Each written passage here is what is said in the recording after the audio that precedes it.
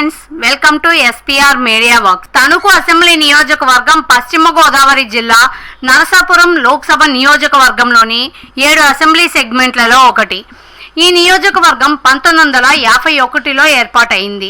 2019 నాటికి ఈ నియోజకవర్గంలో మొత్తం 2,32,126 మంది ఓటర్లు ఉన్నారు. తణుకు అసెంబ్లీ నియోజకవర్గం విషయానికి వస్తే, ఈ నియోజకవర్గం మొదటి నుంచి తెలుగుదేశం పార్టీకి కంచుకోట. టీడీపీ ఆవిర్భావం నుంచి తణుకులో పచ్చ జెండా ఎగురుతూనే ఉంది. 2019 ఎన్నికలలో వైసీపీ గాలి వీయడంతో తణుకు వైసీపీ హస్తగతం అయింది.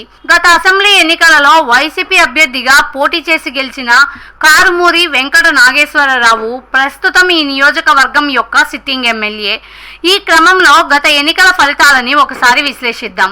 2009 ఎన్నికలలో కాంగ్రెస్ అభ్యర్థి కారుమూరి వెంకట నాగేశ్వరరావు, టీడీపీ అభ్యర్థి వైటి రాజా మరియు పీఆర్పీ అభ్యర్థి ఆకుల శ్రీరాములుపై పోటీ చేసి 1,451 ఓట్ల మెజారిటీతో గెలుపొందారు. 2014 ఎన్నికలలో టీడీపీ అభ్యర్థి ఆరిమిల్లి రాధాకృష్ణ మరియు వైసీపీ అభ్యర్థి చీర్ల రాధాకృష్ణపై పోటీ చేసి 30,948 ఓట్ల మెజారిటీతో గెలుపొందారు. 2019 ఎన్నికలలో వైసీపీ అభ్యర్థి కారుమూరి వెంకట నాగేశ్వరరావు, టీడీపీ అభ్యర్థి ఆరిమిల్లి రాధాకృష్ణ మరియు జేఎస్పీ అభ్యర్థి పసుపులేటి వెంకట రామారావుపై పోటీ చేసి 2,195 ఓట్ల మెజారిటీతో గెలుపొందారు. 2024 ఎన్నికలలో వైసీపీ అభ్యర్థి కారుమూరి వెంకట నాగేశ్వరరావు, టీడీపీ అభ్యర్థి ఆరిమిల్లి రాధాకృష్ణ, కాంగ్రెస్ అభ్యర్థి కడలి రామారావు మరియు ఇండిపెండెంట్ అభ్యర్థి వి రామచంద్రరావుల మధ్య పోరు జరగనుంది.